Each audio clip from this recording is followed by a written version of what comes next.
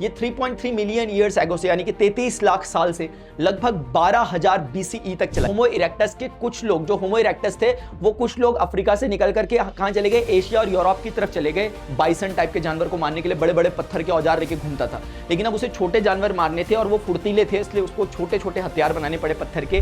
वो जो किंग था बेबीलोनियन में, उन्होंने हम्मुराबी कोड दिया जिसमें लगभग 282 कुछ नियम दिए कि भाई ऐसे ऐसे चलेगा, ऐसे लड़ाई कटाई से नहीं चलेगी काम, अलग अलग नहीं रहोगे तुम सबके सब, तुम सब एक के राजा के अधीन रहोगे और वो राजा मैं हूं। So hello students, how are you all, जय हिंद ऑल ऑफ यू। बच्चों आप सभी का स्वागत है। आज हम क्लास 9 सोशल साइंस का चैप्टर 4, ये जो आपकी नई बुक है new NCERT understanding society India and beyond वाली जो बुक है, उसका chapter 4 early humans and beginning of civilisation वाली चैप्टर का रिवीजन कैप्सूल देख रहे हैं। ऑलरेडी इसका 3-3.25 घंटे का एक वीडियो ऑलरेडी पोस्ट हो चुका है, प्रॉपर वन शॉट था बच्चों वो, लेकिन इस वाले में मैं इसलिए बना रहा हूं ताकि आप एक रिवीजन कर सको। आपका एग्जामिनेशन नजदीक है तो आपके लिए वीडियो अच्छा रहेगा, आपको पूरा का पूरा वीडियो का ओवरव्यू मिल जाएगा और बहुत सारी जो क्रक्स होते हैं वो डायरेक्टली यहां पर मिल जाएंगे, ठीक है ना। तो बच्चों मेरे ना यहाँ पे थोड़ा सा वो हो रहा है, पेन हो रहा है, मेरे कुछ एक्सप्रेशंस वगैरह तुम्हें अगर ऐसे वैसे लगेंगे यार मैं ऐसे कुछ करूंगा, मुझे ऐसे करने से थोड़ा सा राहत सी मिल रही है, तो इसे अदरवाइज मत लेना प्लीज। यहाँ देखो कंटेंट फ्लो में हमारे पास ये टॉपिक्स अगर हमने कवर कर लिए तो हमारे चैप्टर कवर हो गया। Early human history, stone age, neolithic period, Indian subcontinent, bronze age civilisation, Sindhu Saraswati, Mesopotamian और इजिप्शियन और चाइनीज। स्टार्ट करते हैं बच्चों पहले उससे।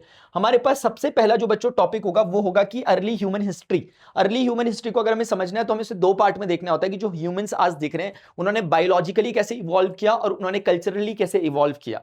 इसका मतलब समझ ली, बायोलॉजिकली का मतलब कि उनमें कोई क्या जेनेटिक चेंजेस वगैरह आए होंगे, तो उसको पहले समझ लेते हैं। तो हम सबके जो आज बंदर लोग दिखाई देते हैं, बंदर, लंगूर वगैरह, और जो इंसान दिखाई देते हैं, ये लोग एक कॉमन एंसेस्टर से आए हैं, लेकिन उसके बाद कॉमन एंसेस्टर के बाद एक ब्रांच होमिनिन्स बन गई जो कि इंसान बन गए, और एक ब्रांच बन गई जो चिंपैंजी, बंदर, लंगूर बन गए आज के जमाने वाले, ठीक है ना। तो अगर इसे समझे, ग्रेट एप जो थे वो हमारे कॉमन एंसेस्टर थे, इनके भी हमारे भी, लेकिन उसके बाद डायरेक्टली ये नहीं है, बट हम यहां से लगभग जानते हैं ये 40 लाख साल पहले के लोग हैं, 4 मिलियन ईयर्स एगो के।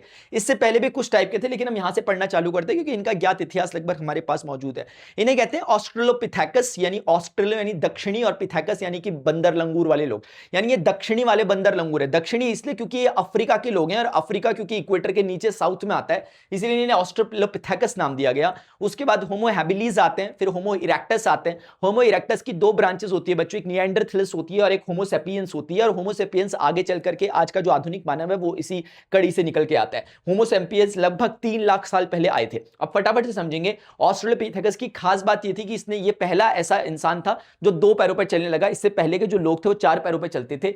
ये होमो हैबिलिस को हैंडीमैन भी बच्चों कहते हैं, क्योंकि हैबिलिस का मतलब जो लैटिन भाषा होती है उसमें इसका मतलब होता है स्किलफुल, यानी हैंडी, यानी कि जो पत्थर बनाना सीख गया था, ये पत्थर के औजार बनाना सीख गया था, ये पहली बार, तो इसे होमो हैबिलिस कहा गया। और दूसरा आता है इसके बाद होमो इरेक्टस। इरेक्ट मतलब बच्चों होता है खड़ा होना, तो होमो इरेक्टस का मतलब होता है कि सीधा खड़ा होकर के चलने लग गया था, अपराइट मैन इसे कहते हैं।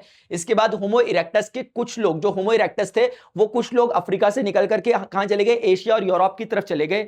एशिया और यूरोप की तरफ जो चले गए वो वहां के अनुसार रहने लग गए, क्योंकि वहां की जो क्लाइमेट था वो ठंडा था, तो उनकी स्किन वगैरह उस हिसाब से हो गई, थोड़े से वो तगड़े ताकतवर हो गए, उन्होंने कपड़े पहनना भी सीख लिया। उनको हमने निएंडरथैलस का, निएंडरथैलस अपने लोगों को, जो डेड लोग होते थे उन्हें बरी करने की कला भी जानते थे, तो ये निएंडरथैलस थे। तो निएंडरथैलस, होमो इरेक्टस जो अफ्रीका से यूरोप और एशिया में माइग्रेट हो गए उन्हें कहा गया, लेकिन जो अफ्रीका में ही रह गए उन्हें बच्चों क्या कहा गया, होमो सेपियंस कहा गया।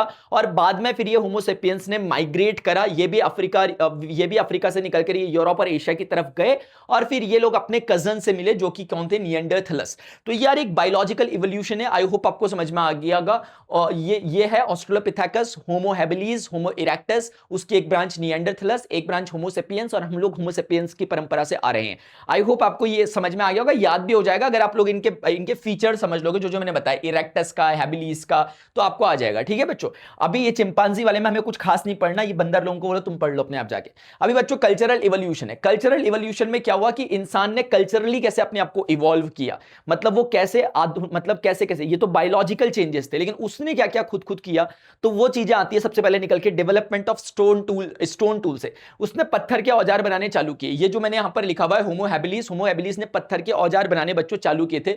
ये लगभग 20 लाख साल पहले था, यानी 2 मिलियन ईयर्स एगो। तो 2 मिलियन ईयर्स एगो हमें ऐसे स्टोन के पत्थर वगैरह के औजार मिलते हैं, तो हमें समझ में आता है कि पहले उसने पत्थर के औजार बनाए, लेकिन उसके बाद माइक्रोलिथिक टूल यानी छोटे पत्थर के औजार बने थे। अभी हम पढ़ेंगे कि क्यों बने थे, क्योंकि धीरे धीरे जलवायु क्या हुई, गर्म होती गई, मतलब पहले आइस एज था, बर्फ पिघली, थोड़े फॉरेस्ट वगैरह आए, फॉरेस्ट आए तो छोटे जो स्मॉल गेम एनिमल्स होते हैं, खरगोश वगैरह, पक्षी वगैरह आए, और इनको मारने के लिए, हिरण वगैरह को मारने के लिए उसे धनुष तीर चाहिए थे, क्योंकि वो तेज भाग जाते थे, तो दूर से उन पे वार करने के लिए उसे छोटे छोटे पत्थर के हथियार चाहिए थे या धनुष तीर टाइप के चाहिए थे, तो उनका आविष्कार उसने किया। और माइक्रोलिथिक टूल्स कहते हैं, माइक्रो मतलब होता है छोटा, लिथिक मतलब होता है पत्थर, छोटे पत्थर के ये औजार होते हैं बच्चों। इसके बाद कैल्कोलिथिक टूल्स, कैल्कोलिथिक का कैल्कोलिथिक, लिथिक तो पत्थर है, और कैल्को वर्ड बच्चों कॉपर के लिए यूज हो रहा है, तो ये कॉपर और पत्थर के मिले जुले जो हथियार बनते थे, यानी कि इस तरह के, उसे कैल्कोलिथिक टूल्स कहते थे। इसे हिंदी में ताम्र पाषाण कहते हैं, क्योंकि तांबा कहते हैं कॉपर को और पाषाण कहते हैं पत्थर को। अभी बच्चों ब्रॉन्ज टूल्स, ब्रॉन्ज टूल्स वो होते हैं जो बेसिकली इसके बाद आए थे, इसे कांस्य के, यानी कांसा जो होता है, जैसे जो ओलंपिक्स में मिलता है, कांस्य पदक मिलता है, ब्रॉन्ज मेडल मिलता है, ये वही वाला। तो ब्रॉन्ज का जो आविष्कार हुआ था बच्चों, उसके बाद ब्रॉन्ज के टूल्स बनने लग गए थे, और ब्रॉन्ज टूल के दौरान अलग अलग 4 सभ्यताएं आती हैं, हम उनके बारे में पढ़ेंगे। और उसके बाद फाइनली आयरन एज आई थी, यानी कि आयरन टूल्स का, लोहे के हथियारों का इस्तेमाल किया जाने लगा था, जो आज तक लगभग चला आ रहा है। तो इस प्रकार से आप समझ सकते हो, पत्थर के औजार बनाए, लिथिक टूल्स बनाए, फिर माइक्रोलिथिक बनाए, फिर उसके बाद वो वहां से कैल्कोलिथिक में आया, और कैल्कोलिथिक से वो ब्रॉन्ज में, और ब्रॉन्ज से वो स्टोन एज में आ गया। ये कहीं ना कहीं उसका विकास है जो वो करता आ रहा है। अब इसको एक बार डिटेल में थोड़ा समझते हैं। स्टोन एज के बारे में पहले पढ़ते हैं कि स्टोन एज क्या थी। स्टोन एज को बच्चों 3 कैटेगरीज में बांटा गया है, पालियोलिथिक, मीजोलिथिक और नियोलिथिक। जो ये पालियोलिथिक यानी पैलियोलिथिक है, इसको बेसिकली पैलियो और लिथिक, पैलियो का मतलब होता है ओल्ड और लिथिक का मतलब होता है स्टोन। तो ये पूरा, ओल्ड मतलब पुराना, और उसका मतलब स्टोन, लिथिक का मतलब स्टोन यानी पाषाण, तो ये पूरा पाषाण काल है। ये 3.3 मिलियन ईयर्स एगो से, यानी कि 33 लाख साल से लगभग 12,000 बीसीई तक चला, यानी आज से लगभग 14,000 साल पहले तक का जो इतिहास है, यानी 33 लाख साल पहले से लेकर के अभी आज से जो 14,000 साल पहले वहां तक आओगे तो आपको मिलेगा ये वाला टाइम पीरियड, जब ये पैलियोलिथिक टाइम पीरियड था। मैं 14 इसलिए कह रहा हूं क्योंकि बच्चों बीसीई है ये, यानी 2000 तो पीछे जाने में लग जाएंगे आपको साल, क्योंकि हम 2026 में रह रहे हैं, और फिर उसके बाद और 12,000 पीछे जाना है। तो आप देखोगे इसकी खास बातें, इसकी खास फीचर्स बच्चों क्या थे। एक था ओल्ड स्टोन एज था, इसका नाम का मतलब ही ओल्ड स्टोन एज है। दूसरा, ये 2 million years ago Indian subcontinent में आया। 3.3 मिलियन ईयर्स एगो पहले ये साउथ अफ्रीका वगैरह में इसने अपना काम चालू कर दिया था इन लोगों ने, पत्थरों के औजार बनाना। लेकिन इंडिया में इन लोगों की जो आई 2 मिलियन ईयर्स एगो, और आपको समझ में आना चाहिए 2 मिलियन ईयर्स एगो इसलिए होगा क्योंकि मैंने आपको कहा था कि होमो हैबिलिस जो था 2 मिलियन ईयर्स एगो 20 लाख साल पहले था, और यही होमो ये बच्चों मैं माफी चाहता हूं, होमो हैबिलिस नहीं, वो होमो इरेक्टस है, जो 2 मिलियन ईयर्स वाला जो मैंने पॉइंट यूज किया था ना, वो कौन है, होमो इरेक्टस। तो होमो इरेक्टस 2 मिलियन ईयर्स एगो जब उसने माइग्रेट किया, तो माइग्रेट करते करते वो इंडियन सबकॉन्टिनेंट की तरफ भी आया था, इसीलिए हमें 20 लाख साल पहले कुछ पत्थर के औजार मिल रहे हैं। तो ये कोई और नहीं, होमो इरेक्टस के वही वाले लोग होंगे जो यहां एशिया की तरफ आए थे, प्रोबेबली निएंडरथैलस होंगे। इसके बाद बच्चों यहां पर हमारे पास एविडेंसेस हमें कैसे मिल रहा है, क्योंकि अतिराम पक्कम एक जगह है तमिलनाडु में, और ईशामपुर एक जगह है कर्नाटक में, वहां पर हमें पत्थरों के कुछ औजार मिलते हैं जो आज से 17-18 लाख साल पुराने हैं, जो लगभग उसी 20 लाख साल के जोन को बता रहे हैं। तो वही ये पक्का होमो इरेक्टस होंगे, जो लोग अफ्रीका से निकल करके यूरोप और एशिया की तरफ आए होंगे, वो यहां भी कहीं तमिलनाडु वगैरह में, और ये अपना जो कर्नाटक है इस तरफ कहीं पहुंचे होंगे, तभी उनके हथियार हमें मिल रहे हैं। तो ये आर्कियोलॉजिकल एविडेंसेस है जिसके बेसिस पर हम समझा पा रहे हैं। अगला बच्चों मेसोलिथिक टाइम पीरियड है। मेसोलिथिक टाइम पीरियड बेसिकली आज से 12,000 बीसीई, यानी आज से 14,000 साल पहले से लेकर के लगभग आज से 12,000 साल तक चला। तो आपको कंफ्यूजन नहीं करना है, आप बीसीई की टर्म में याद रख रहे हो तो आप बिल्कुल याद रख सकते हो। तो ये क्या हुआ अचानक से कि मेसोलिथिक टाइम आया, ऐसा क्या खास अचानक से हो गया बच्चों? ऐसा हुआ कि अब 12,000 साल 12 के बीसीई, यानी कि आज से 14,000 साल पहले लगभग जो आइस एज था वो खत्म होने लगा, बर्फ पिघलने लगी, और जो जगह थी वहां पर ग्रासलैंड्स और फॉरेस्ट उगने लगे, और वहां से बर्फ हट गई। उसके कारण वहां पे जो स्मॉल गेम एनिमल्स थे वो पनपने लगे, अलग अलग तरह की वाइल्ड जो ग्रेन्स होती हैं वो आने लगी, जैसे बार्ले, बाजरा वगैरह, गेहूं वगैरह जंगली, वो उगने लगा। तो उसके लिए अब उसको जरूरत थी कि छोटे हथियारों की, जैसे पत्थर के छोटे हथियार, वो बारले को काटना है अगर फसल की कटाई करनी है, या उसे धनुष तीर बनाने की जरूरत पड़ी, छोटे छोटे जानवरों को मारने के लिए उसे अब छोटे छोटे हथियारों की जरूरत पड़ रही थी, क्योंकि पहले वो क्या मारता था, मैमूथ टाइप के बड़े बड़े जानवर को, बाइसन टाइप के जानवर को मारने के लिए बड़े बड़े पत्थर के औजार लेके घूमता था। लेकिन अब उसे छोटे जानवर मारने थे और वो फुर्तीले थे, इसलिए उसको छोटे छोटे हथियार बनाने पड़े पत्थर के। इसीलिए आपको समझ में आ रहा होगा कि अर्थ इसमें वार्म होना चालू हुई, जिससे फॉरेस्ट और ग्रासलैंड्स बने, स्मॉल गेम एनिमल्स पनपे, और उनको मारने के लिए, उनको अपना अपना जीवन यापन करने के लिए उसे माइक्रोलिथिक टूल्स बनाने पड़े। तो माइक्रोलिथिक टूल इसका मेन कैरेक्टरिस्टिक है, मेन फीचर है, और उसका मैंने आपको हिस्ट्री बता दी कि वो कैसे समझ में आएगी। अगला बच्चों नियोलिथिक है, जो कि 10 के बीसीई से लेकर के 3 के बीसीई तक चला, और इसके बाद ही वो इंडस वैली सिविलाइजेशन जैसे सिविलाइजेशंस पनपी हैं। जो असल में सिविलाइजेशंस आई हैं वो इसके बाद ही आई हैं, नियोलिथिक के बाद। नियोलिथिक का मतलब है कि नव पाषाण, नियो मतलब होता है नव, यहां पे मीजो, मीजो मतलब होता है बच्चों मध्य, बीच का, तो ये मध्य पाषाण है, ये नव पाषाण है।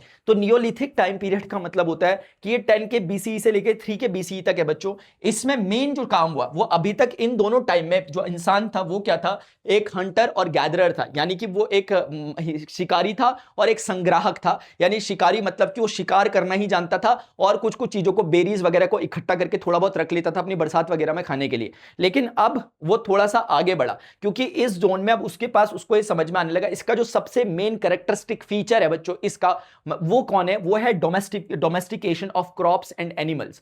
उसने कल्टीवेशन और एनिमल हस्बेंड्री करना चालू किया, मतलब ये कि उसने क्रॉप्स को खुद उगाना चालू किया। यानी अभी तक वो हंटर था, लेकिन अब वो एक फार्मर की तरफ बढ़ गया, अब वो फसल को खुद उगाने लगा। पहले वो जंगली फसलें खाता था, लेकिन अब उसको ये कला समझ में आ गई, क्लाइमेट को समझने लग गया और वो खुद फसलें उगाता था और उन फसलों को खाने लग गया। इसके कारण अब वो एक हंटर से लेकर के फार्मर की तरफ आ गया, अब वो एक गैदरर से लेकर के अब फूड प्रोड्यूसर की तरफ आ गया, क्योंकि न केवल अब वो खाना बनाता था बल्कि उसको सरप्लस में बनाने लग गया था। और डोमेस्टिकेशन यानी कि उसने जो जंगली जानवर जो दिखते थे कुछ कुछ, उसने उनको पालतू बनाना चालू कर दिया और अपना इस्तेमाल, भेड़ बकरी गाय भैंस, इनसे अपना अपना यूज करने लग गया उनको अपने अकॉर्डिंगली।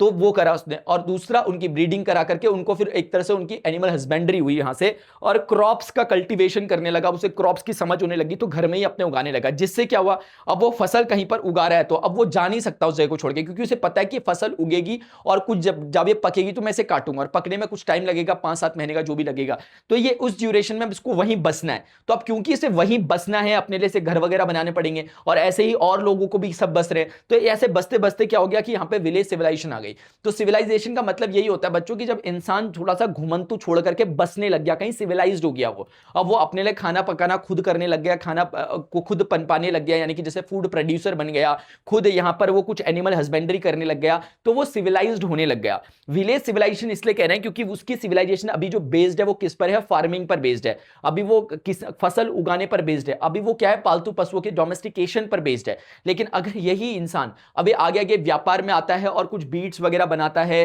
अपना मार्केट खोलता है, वहां पे कुछ बेचता है, खरीदता है, तो धीरे धीरे ये अर्बन सिविलाइजेशन की तरफ चला जाएगा, जो कि अब जाने वाला है आगे थोड़ी देर बाद। तो बच्चों आपको ये तीनों समझ में आ गए, इनके फीचर्स, कैरेक्टरिस्टिक फीचर समझ में आ गए। लेकिन नियोलिथिक पीरियड जो वहां चल रहा था वो इंडिया में कैसे चला, यहां तो वो 10,000 से लेकर 3 के बीसी में था, तो अफ्रीका में चालू हो गया होगा, लेकिन इंडिया में आने तक बच्चों उसको 7,500 बीसीई का टाइम लगा। यानी 7,500 बीसी में पहली ऐसी नियोलिथिक जो सिविलाइजेशन हमें देखने को मिलती है, वो नियोलिथिक रिवॉल्यूशन देखने को मिलता है, वो इंडियन सबकॉन्टिनेंट में मेहरगढ़ में देखने को मिलता है, जो कि बोलन रिवर के पास है, जो कि बोलन घाटी बोलते हैं उसे, क्योंकि वो बोलन रिवर के पास है। और बोलन रिवर जो थी वो बेसिकली एक बोलन पास है, बोलन दर्रा जिसे कहते हैं, वहां से निकलती है, जो कि पाकिस्तान में मौजूद है। अगर आपने बलूचिस्तान का शायद नाम सुना होगा, बलोच, तो वो वही बलोच से निकलती है बोलन रिवर। तो कहने का मतलब है इंडियन सबकॉन्टिनेंट, मतलब कि वो अखंड वाला जो भारत है अपना, वहां पर ये लोग 7,500 बीसी में आए। तो कहने का मतलब है इंडियन सबकॉन्टिनेंट में जब ये लोग पहुंचे तो वो वेरीड करता है बाय रीजन। जैसे कि इंडियन सबकॉन्टिनेंट के जो ये ऊपरी वाला हिस्सा है, यहाँ नॉर्थ वेस्ट वाला है, पाकिस्तान वाला हिस्सा, वहां ये लोग पहले पहुंचे। नॉर्थ इंडिया में और जो साउथ इंडिया वाला रीजन, यानी जो गंगा जमुना का जो हमारा मैदानी क्षेत्र है वहां पर, और नीचे वाले क्षेत्र में ये लेटली पहुंचे। तो अनइवनली डिस्ट्रीब्यूशन इनके पहुंचने का। तो कुल मिला के 7,500 बीसी में पहला हमें जो एविडेंस मिलता है आर्कियोलॉजिकल, वो मेहरगढ़ में मिलता है, जहां पर ये लोग आकर के बसे थे। इसमें और भी बहुत सारी चीजें, बट मैंने 3 मेन डेट्स लिखी हैं। एक 4,000 बीसी, यानी कि इसके लगभग 3-3,500 साल बाद यहां पे हमें ट्रांजिशन देखने को मिलता है इंडियन सबकॉन्टिनेंट में कैल्कोलिथिक का। यानी अब हमें यहां पर थोड़ा सा तांबे के औजार वगैरह, कॉपर के टूल्स वगैरह के भी देखने को मिल रहे हैं, यानी कि ये लोग कॉपर की समझ रखने लग गए थे। उसके बाद अगर आप 2500 बीसीई पे आओगे तो बच्चों 2500 बीसीई के करीब, यानी कि 2500 बीसीई के करीब यहां पर पूरे इंडियन सबकॉन्टिनेंट पे एक तरह से नियोलिथिक जो सिविलाइजेशन या नियोलिथिक रिवॉल्यूशन था वो आ चुका था। और जब जब मैं कह रहा हूं कि नियोलिथिक रिवॉल्यूशन आ गया था, इसका एक ही मतलब है कि अब वो हंटिंग पर भरोसे नहीं बैठा था और वो फूड प्रोड्यूसर हो चुका था, वो सरप्लस में फूड उगा रहा था, अपने गांव बसा रहा था, विलेज सिविलाइज्ड हो चुका था, वो विलेज सिविलाइजेशन में बस चुका था। ये इसका मतलब है। तो लगभग 2500 BCE तक बच्चों नियोलिथिक रिवॉल्यूशन जो है पूरे ऑल ओवर इंडियन सबकॉन्टिनेंट पे फैल चुका था। अगर हम देखें ब्रॉन्ज एज सिविलाइजेशन, क्योंकि इसके बाद क्या है, कैल्कोलिथिक आया, और कैल्कोलिथिक एक तरह से ट्रांजिशनल पीरियड है, इसके बाद ब्रॉन्ज का इस्तेमाल शुरू हो गया, क्योंकि कॉपर बच्चों, कॉपर लोग जानने लग गए थे। अब ब्रॉन्ज क्या होता है, ब्रॉन्ज बेसिकली दो चीजें होती है ना, एक होता है ब्रॉन्ज, एक होता है ब्रास। जो ब्रॉन्ज होता है वो कॉपर और टिन से मिलकर बनता है। तो कॉपर के बारे में तो इनको कैल्कोलिथिक में पता चल गया था, इन्होंने उसके साथ टिन मिलाकर के ब्रॉन्ज बनाना चालू कर दिया। अगर कॉपर के साथ जिंक मिला देते तो ब्रास बन जाता है, पीतल, ठीक है ना। फिलहाल ब्रॉन्ज का मतलब है कि ये कॉपर, यहां से इनके पास कॉपर और टिन, टिन को एसएन बोलते हैं केमिस्ट्री में, तो कॉपर और टिन से ब्रॉन्ज एज सिविलाइजेशन आई। ब्रॉन्ज एज सिविलाइजेशन बच्चों हमारे पास 4 मेजर ब्रॉन्ज सिविलाइजेशन है। मेजर मतलब कि ये ऑल ओवर वर्ल्ड की हम बात कर रहे हैं, है ना, अक्रॉस द ग्लोब। तो ये कौन कौन है, सिंधु सरस्वती सिविलाइजेशन, जिसको हम हड़प्पन सिविलाइजेशन कहते हैं, इसके बारे में हमने पिछली क्लासेस में पढ़ा था। एक है मेसोपोटामियन सिविलाइजेशन, ये कि जो कि वेस्टर्न एशिया में पनपी थी, अभी हम पढ़ेंगे इसके बारे में। एक है इजिप्शियन सिविलाइजेशन, जो मिस्र की सभ्यता है, जो कि साउथ, जो कि अफ्रीका का जो नदन पार्ट होता है वहां पर जो है इजिप्शियन सिविलाइजेशन है। और बच्चों एक है हमारे पास चाइनीज सिविलाइजेशन।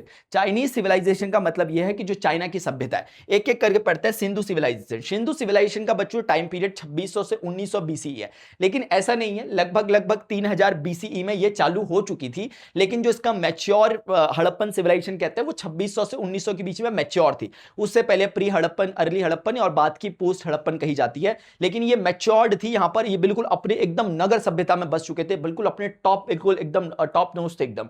तो known for well planned city. आपने हड़प्पन के बारे में पढ़ा है कि कैसे मोहनजोदड़ो वगैरह में इनके जो बात वो मिले हैं, स्नानागार वगैरह मिले हैं, बड़े बड़े इन्होंने बना रखे थे।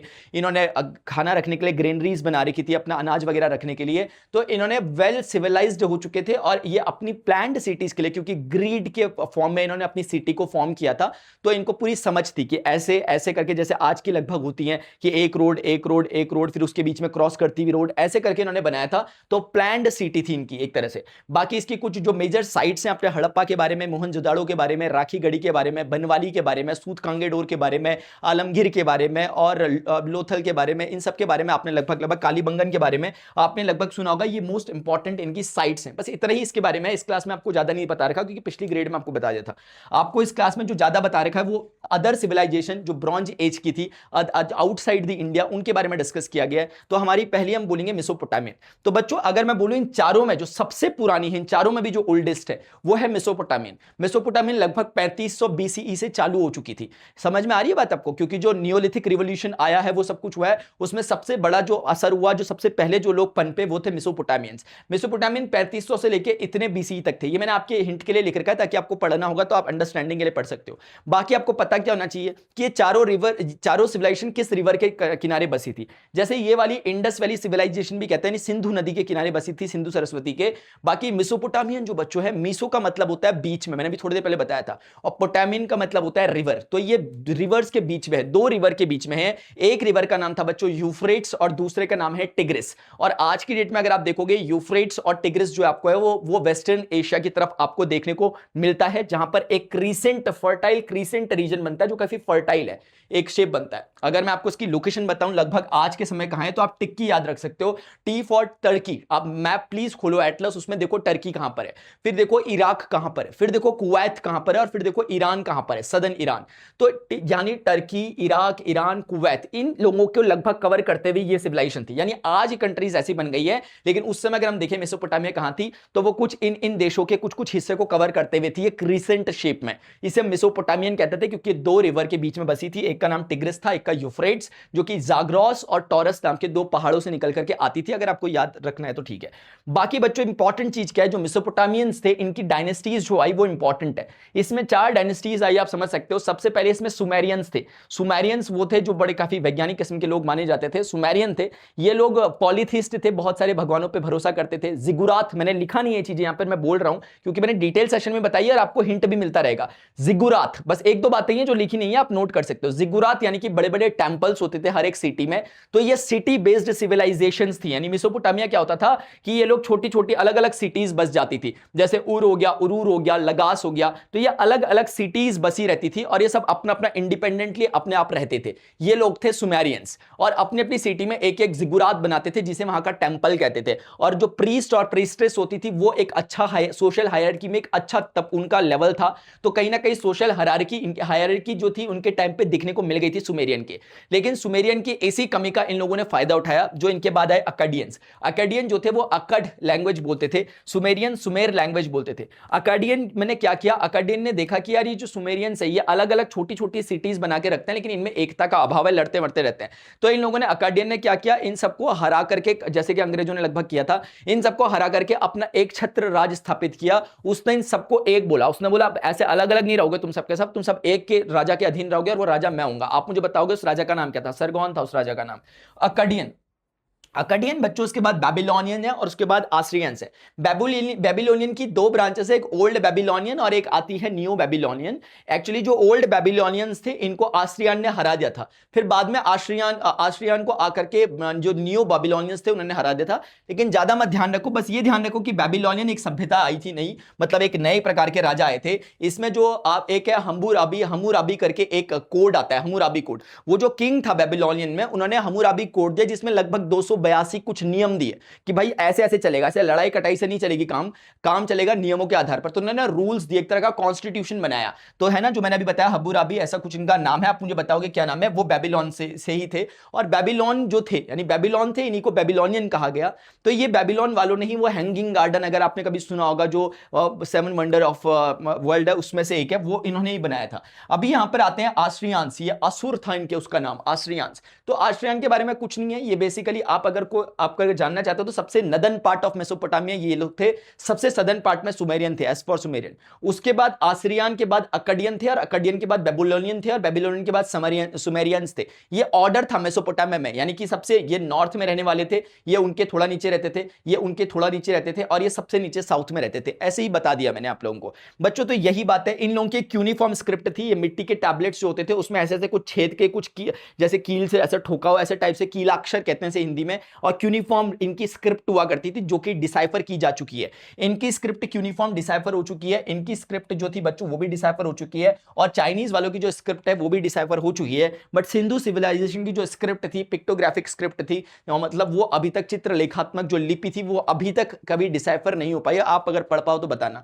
इजिप्शियन सिविलाइजेशन बच्चों जो थी वो हीरोग्राफिक यानी हाइरोग्राफिक कहते हैं इसे, हाइरोग्लिफिक स्क्रिप्ट कहते हैं इसे। ये भी ऑलमोस्ट इसी की तरह थी। हाइरो का मतलब सैक्रेड होता है और ग्रिफिक का मतलब बेसिकली एक तरह से पिक्चर टाइप का होता है। तो सैक्रेड पिक्चर्स, ये लोग भी एक तरह से वैसे ही जैसे ये क्यूनिफॉर्म थी, ये भी लगभग वैसे ही काम करते थे, यानी ये भी मिट्टी के टैबलेट्स वगैरह में ऐसे ऐसे करके करते थे। लेकिन इनकी स्क्रिप्ट को दूसरा नाम दिया गया था, हाइरोग्लिफिक स्क्रिप्ट कहा गया था। आई होप आपको याद रहेगा हाइरोग्लिफिक स्क्रिप्ट। इनका टाइम पीरियड भी दे दिया, काफी लंबे समय तक रहे थे इजिप्शियंस, ठीक है ना। लेकिन इनकी जो सभ्यता थी वो नील नदी यानी कि जो नाइल रिवर होती है उसके पास बसी थी, जो कि मिस्र से इजिप्ट से निकलती है और मेडिटेरेनियन सी में जाकर के गिर जाती है। आप देखो एटलस में कहां पे ये चीजें हैं जो मैंने बोली। अगर सिर्फ याद रखोगे कि मेडिटेरेनियन सी में गिर जाती है कभी भी याद नहीं रहेगा, लेकिन अगर एक बार मैप में इसकी लोकेशन देख लोगे आपको इजिप्ट समझ में आ जाएगा। मैंने यहां नहीं दिखा रखा है, जो डिटेल सेशन था उसमें मैंने दिखा रखा था मैप वगैरह, तो आपको दिखेगा नाइल रिवर निकलती है मिस्र से और गिर जाती है कहां पर, वहां पर। तो इस ड्यूरेशन में इसमें बहुत ज्यादा इनंडेशन यानी कि बहुत ज्यादा इसमें बाढ़ वगैरह, फ्लड वगैरह आता था,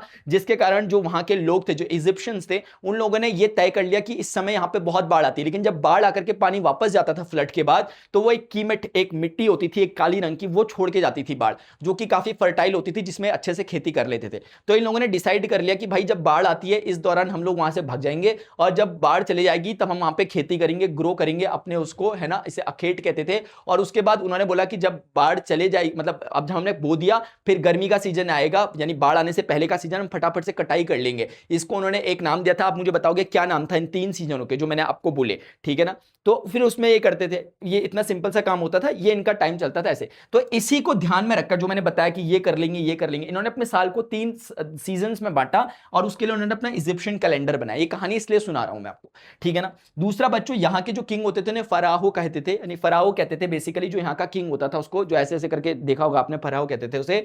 और मस्तबा बेसिकली क्या होता था, उस फराहो का जो कब्रगाह होती थी बाद में, जो उसको जब उसके बरी किया जाता था तो उसको कहते थे मस्तबा। और मस्तबा के ऊपर मस्तबा, मस्तबा के ऊपर मस्तबा करके एक आपको ऐसा आज की डेट में हमें एक आर्कियोलॉजिकल एविडेंस दिखाई भी देता है कि बहुत बड़ा स्ट्रक्चर है जो रेक्टेंगुलर मस्तबाज लगे हुए हैं।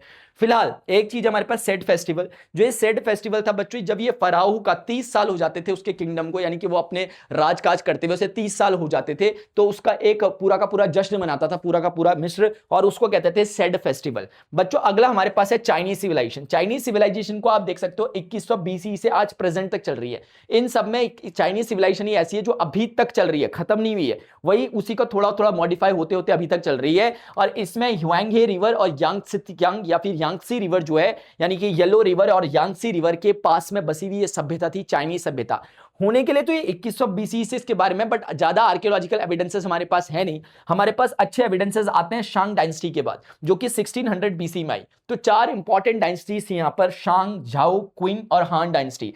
तो जो शांग डायनेस्टी थी बच्चों, उसकी जो खास एक एक फीचर समझ लोगे तो बहुत बड़ी बात हो जाएगी अपने आप में। ओरेकल बोन स्क्रिप्ट, यानी इनकी जो स्क्रिप्ट होती थी बेसिकली, वो स्क्रिप्ट एक तरह की लोगोग्राफिक स्क्रिप्ट होती थी। लोगो, जैसे आज आप इमोजी बनाते हो ना, कुछ बोलना हो तो आप इमोजी की फॉर्म में अगर हंसता हुआ इमोजी बनाते हो तो समझ में आता है, आप हंस रहे हो, है ना। तो वैसे करके ये लोग लोगोग्राफिक तरह की स्क्रिप्ट बनाते थे, जो कि ओरेकल यानी कि एक हड्डियां होती थी जो हड्डियों पे लिखते थे एक तरह से, तो हड्डियों पे लिखते थे, तो उन्हीं हड्डियों को ओरेकल कहता था। ओरेकल बोन स्क्रिप्ट एक तरह से ये भी कहते हैं इसको।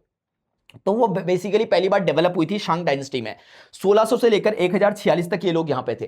फिर झाओ डायनेस्टी आई, जो सबसे लंबे समय तक जिसने काम किया यहां पर, लंबे समय तक राजकाज किया, लगभग 800 सालों तक, उसका नाम था झाओ डायनेस्टी। और इसके टाइम पे बहुत और भी चीजें हुई थी, जैसे कि एक चीज है कि आपने फिलोसोफर लाओ त्से और आपने कन्फ्यूशियस का नाम सुना होगा, वो लोग इन्हीं की डायनेस्टी में थे। ये वही टाइम पीरियड है जब इंडियन सब कॉन्टिनेंट पे महात्मा बुद्ध और महावीर स्वामी आए थे 500 बीसी के करीब। ये उस समय यहां झाओ डायनेस्टी थी चाइना में। बच्चों इसी तरीके से क्विन डायनेस्टी की अगर हम बात करें तो क्विन डायनेस्टी वो वाली है जो 221 से 206 बीसीई तक थी, मतलब कुछ 15 साल ऐसे कुछ उन्होंने राजकाज किया। लेकिन चाइना का जो नाम चाइना आया वो इसी क्वीन के कारण आया, क्योंकि क्वीन को हम क्वीन पढ़ रहे हैं लेकिन वो लोग छिन पढ़ते हैं इसको, चाइना वाले। मैं गया था एक बार मैंडरिन सीखने के लिए, तो वो क्वीन नहीं पढ़ते, वो छिन पढ़ते हैं।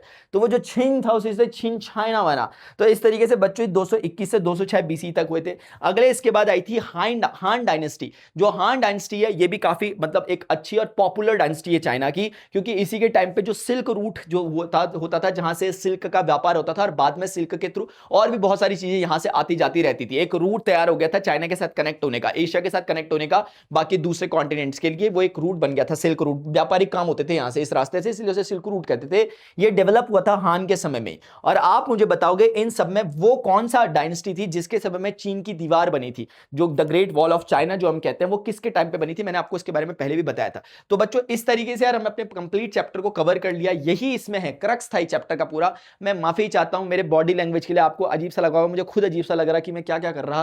लेकिन बच्चों मेरे ना यहाँ पे, या तो मैं लेक्चर नहीं बनाता आज, या तो फिर मैं बनाता तो ऐसे ही बनाता, नहीं बनाता तो नहीं बनाता। लेकिन काफी बच्चे कह रहे थे मास्टर एग्जाम आने वाले हैं, क्या करें, तोते उड़ रखे हम लोग, 3 घंटे का लेक्चर हमारे कैसे करेंगे, तो उनके लिए मैंने कर दिया। बच्चों अगर आप लोगों को वीडियो पसंद आया हो, अगर तुम लोग मास्टर को प्यार करते हो तो एक लाइक कर देना, अगर मास्टर भी तुम्हें प्यार करे, तुम चाहते हो तो तुम एक हाइप दे देना। अभी के लिए बच्चों इतना ही यार, मिलते हैं अपने नेक्स्ट सेशन में। कौन सा नेक्स्ट चैप्टर करना है मुझे जरूर बताना। Till then good bye, see you, take care, जय हिंद, bye bye, love you all, जय हिंद, बाय बाय।